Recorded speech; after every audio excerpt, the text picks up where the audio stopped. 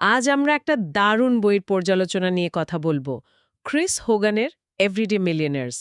মানে এর একটা বাংলা পর্যালোচনা আমরা পেয়েছি, সেটা নিয়েই আজকের গভীরে যাব। হ্যাঁ, বিষয়টা খুব ইন্টারেস্টিং। সাধারণ মানুষ মানে আমাদের আপনার মতো লোকজন কিভাবে মিলিয়ন ডলারের মালিক হয়ে উঠছে কোনো লটারি বা উত্তরাধিকার ছাড়াই। ঠিক, মিলিয়নার শুনলেই তো আমাদের মনে হয় বিরাট ব্যাপার, তাই না? হয়তো বিশাল ধনী পরিবার বা ভাগ্যের জোরে কিছু একটা। কিন্তু এই পর্যালোচনাটা ঠিক এই ধারণাগুলোকেই চ্যালেঞ্জ করছে। একদম। এখানে ফোকাসটা হলো আমেরিকার ওই সব সাধারণ পরিবারগুলোর ওপর, যারা মানে খুব সাধারণ চাকরি বা ছোটখাটো ব্যবসা করেন। এবং তারা সাফল্য পেয়েছেন কঠোর পরিশ্রম আর খুব গুরুত্বপূর্ণভাবে কিছু নির্দিষ্ট আর্থিক অভ্যাস আর শৃঙ্খলার মাধ্যমে। হ্যাঁ, তো আজকের আলোচনায় আমরা চেষ্টা করব এই পর্যালোচনা থেকে মূল শিক্ষাগুলো বের করে আনতে। কিভাবে ছোট ছোট কিন্তু ধারাবাহিক সিদ্ধান্ত আর কৌশল সম্পদ তৈরিতে সাহায্য করে। ঠিক। দেখা যাক সাধারণের এই অসাধারণ হয়ে ওঠার পেছনের রহস্যটা কি। তাহলে চলুন শুরু করা যাক। আচ্ছা, প্রথমেই যে ব্যাপারটা খুব চোখে পড়ার মতো, সেটা হলো মিলিয়নেরদের নিয়ে আমাদের ভুল ধারণা।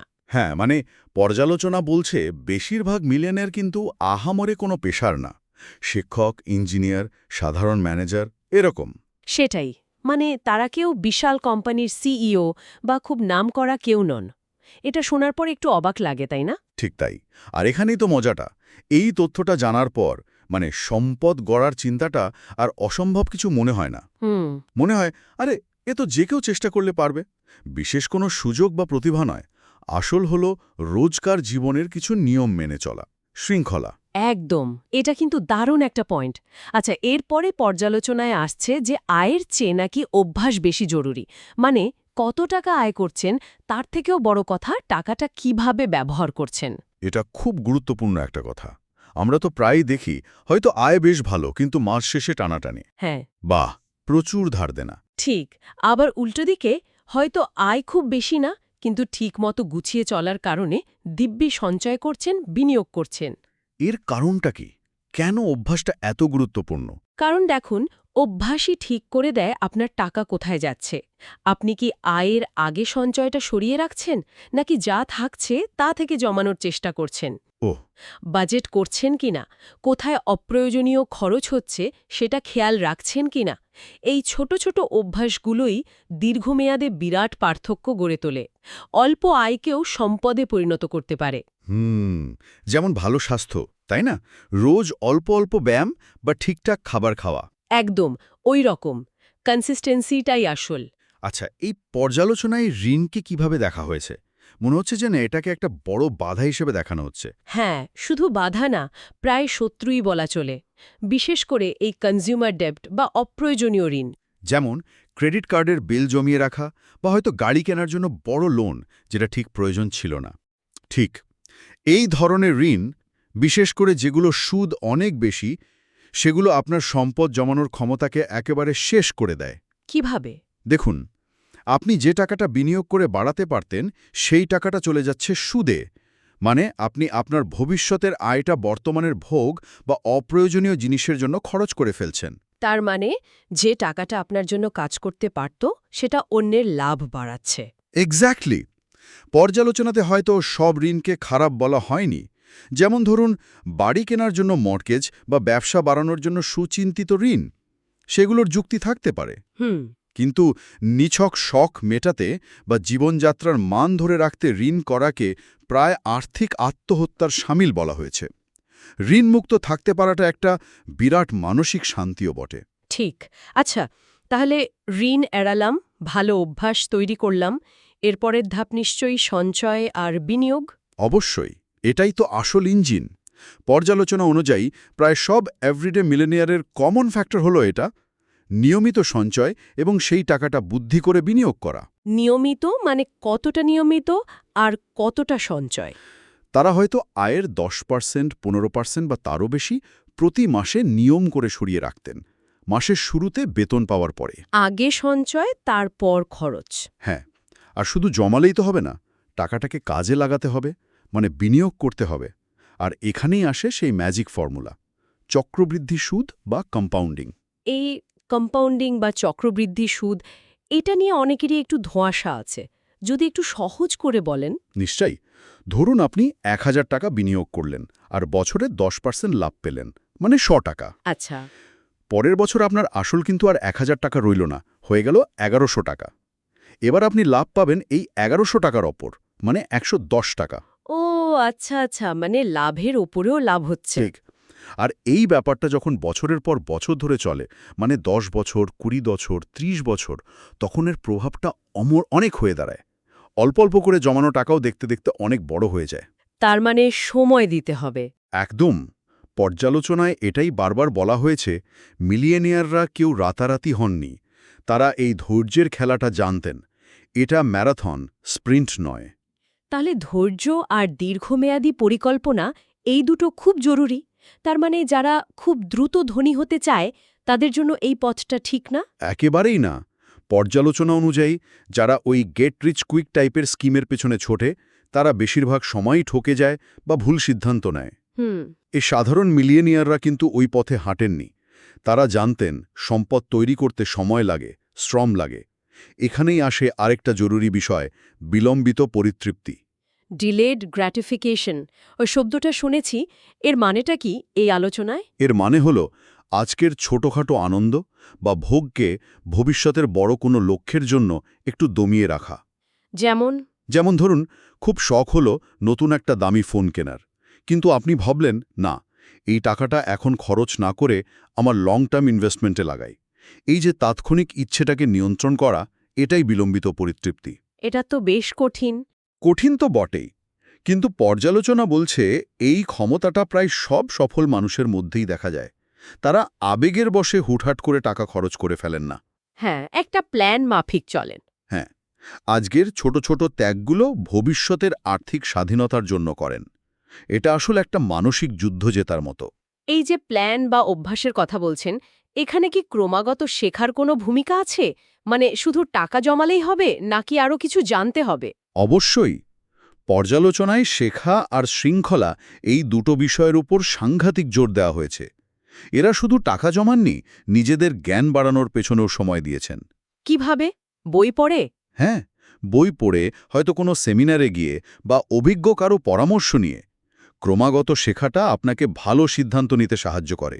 কোথায় বিনিয়োগ করলে ভালো রিটার্ন আসবে, ট্যাক্স কিভাবে বাঁচানো যায়, নিজের বাজেটকে আরও কার্যকর কিভাবে করা যায়, এই সব। আচ্ছা, কিন্তু শুধু জানলেই তো হবে না। ঠিক, এখানেই আসে শৃঙ্খলা। জ্ঞানটাকে বাস্তবে কাজে লাগানোর জন্য যে জিনিসটা দরকার, সেটা হলো ডিসিপ্লিন। মানে যা শিখলাম সেটা নিয়মিত মেনে চলা। একদম। ধরুন বাজেট তৈরি করাটা হয়তো খুব কঠিন না, কিন্তু প্রতি মাসে সেই বাজেটটা অক্ষরে অক্ষরে মেনে চলা, সেটাই আসল চ্যালেঞ্জ। হ্যাঁ, এটা ঠিক। নিয়ম করে বিনিয়োগ করা, যখন ইচ্ছে হলো শপিং না করে নিজেকে আটকানো, এই সবকিছুই শৃঙ্খলা। পর্যালোচনা বলছে এই সাধারণ মানুষগুলোই অসাধারণ হয়েছেন, কারণ তারা বছরের পর বছর ধরে এই আর্থিক শৃঙ্খলাগুলো পালন করেছেন। এটা তাদের অভ্যাসে পরিণত হয়েছে। তার মানে জ্ঞান হলো গাড়ির নকশা, আর শৃঙ্খলা হলো সেই গাড়িটাকে চালানোর জ্বালানি বা চালক। বাহ, দারুণ বলেছেন। অনেকটা সেরকমই। জ্ঞান আর শৃঙ্খলা দুটো মিলে সাফল্যের ইঞ্জিনটা তৈরি হয়। মানসিকতার কথাও কি কিছু বলা হয়েছে? মানে অ্যাটিটিউড, যেমন পজিটিভ থাকা বা নিজের দায়িত্ব নিজে নেওয়া। হ্যাঁ, মানসিকতা বা মাইন্ডসেট তো খুবই গুরুত্বপূর্ণ। প্রথমত ওই আমি পারবো বিশ্বাসটা থাকা। এটাকে বলে গ্রোথ মাইন্ডসেট, মানে বিশ্বাস করা যে চেষ্টা করলে আমি উন্নতি করতে পারবো। কোনো বাধাকে শেষ কথা না ভাবা। আর দ্বিতীয়টা? দায়িত্ব নেওয়া। হ্যাঁ। নিজের জীবনের, বিশেষ করে নিজের আর্থিক অবস্থার পুরো দায়িত্বটা নিজে নেওয়া। পরিস্থিতি বা অন্য কাউকে দোষ না দিয়ে আমার অবস্থা বদলাতে হলে আমাকেই কিছু করতে হবে, এই ভাবনাটা। কিন্তু জীবনে তো অনেক কিছুই আমাদের নিয়ন্ত্রণের বাইরে থাকে, তাই না? ধরুন হঠাৎ চাকরি চলে গেল বা বাজারে মন্দা এলো। খুব ভালো প্রশ্ন। হ্যাঁ, অনেক কিছুই নিয়ন্ত্রণের বাইরে, কিন্তু দায়িত্ব নেওয়া মানে এই না যে আপনি সবকিছু কন্ট্রোল করতে পারবেন। এর মানে হলো যা কিছু আপনার কন্ট্রোলে আছে, আপনার খরচ, আপনার সঞ্চয়, আপনার নতুন কিছু শেখার চেষ্টা, আপনার কাজের দক্ষতা বাড়ানো, সেগুলোর ওপর ফোকাস করা। মানে বাইরের পরিস্থিতি যাই হোক, আমি আমার কাজটা ঠিকভাবে করে যাব। ঠিক। আপনার প্রতিক্রিয়াটা কি হবে সেটা তো আপনার হাতে। এই প্রোঅ্যাক্টিভ অ্যাটিটিউডটাই কঠিন সময়ে টিকে থাকতে আর ঘুরে দাঁড়াতে সাহায্য করে। পর্যালোচনায় দেখা গেছে এই মিলিয়নেয়াররা পরিস্থিতির শিকার হয়ে বসে থাকেননি, পরিস্থিতিকে নিজেদের মতো করে সামলেছেন। আচ্ছা, আর পরিবার বা সম্পর্কের ভূমিকা এটাও কি গুরুত্বপূর্ণ? মনে হতে পারে এটা তো ঠিক আর্থিক বিষয় না। না না, এটা খুবই গুরুত্বপূর্ণ। পর্যালোচনা বলছে অর্থই সব নয়। একটা সুস্থ পারিবারিক বা সামাজিক জীবন কিন্তু মানসিক শান্তি আর স্থিতিশীলতার জন্য অপরিহার্য। কিভাবে এটা সাহায্য করে? দেখুন, এই যে লম্বা পথ চলা, সঞ্চয়, বিনিয়োগ, ধৈর্য ধরা, এতে অনেক ওঠানামা আসে। তখন পরিবার, বন্ধু, কাছের মানুষেরা একটা বিরাট সাপোর্ট সিস্টেম হিসাবে কাজ করে। একে অপরকে উৎসাহ দেওয়া। হ্যাঁ, বা ধরুন স্বামী-স্ত্রী দুজনে মিলে যদি একই আর্থিক লক্ষ্য নিয়ে কাজ করেন, তাহলে ব্যাপারটা অনেক সহজ হয়ে যায়। একে অপরের পরিপূরক হওয়া, কঠিন সময় পাশে থাকা, এগুলো সাফল্যের জন্য খুব জরুরি। বাহ, তাহলে শুধু টাকা পয়সার হিসেব নয়, জীবনের অন্য দিকগুলো সমান গুরুত্বপূর্ণ। অবশ্যই একটা ভারসাম্য দরকার। তাহলে এতক্ষণের আলোচনা থেকে যদি আমরা মূল বিষয়গুলো এক জায়গায় নিয়ে আসি, মানে এই পর্যালোচনার একেবারে নির্যাসটা কি? কয়েকটা পয়েন্ট খুব পরিষ্কার। প্রথমত, মিলিয়নিয়ার হতে গেলে অসাধারণ ভাগ্য বা বিরাট সুযোগ লাগবেই, এমন ভাবার কারণ নেই। সাধারণ মানুষও পারে। ঠিক। দ্বিতীয়ত, আপনার আয় কত, তার চেয়ে অনেক বেশি জরুরি আপনার টাকার অভ্যাসগুলো। তৃতীয়ত, ঋণ, বিশেষ করে অপ্রয়োজনীয় আর উচ্চ সুদের ঋণ এড়িয়ে চলতে হবে। এটা বিরাট শত্রু। চতুর্থত, নিয়মিত সঞ্চয় আর বিনিয়োগ মাস্ট। আর চক্রবৃদ্ধি সুদের শক্তিকে কাজে লাগাতে হবে, সময় দিতে হবে। পঞ্চমত, ধৈর্য আর দীর্ঘমেয়াদী পরিকল্পনা। শর্টকাটে কিছু হবে না। ষষ্ঠ, ক্রমাগত শিখতে হবে। আর্থিক জ্ঞান বাড়ানো জরুরি। সপ্তম, শৃঙ্খলা, জানা জিনিসগুলো নিয়মিত পালন করার মানসিক শক্তি। অষ্টম, ইতিবাচক মানসিকতা, আমি পারব বিশ্বাস আর নিজের জীবনের দায়িত্ব নেওয়া।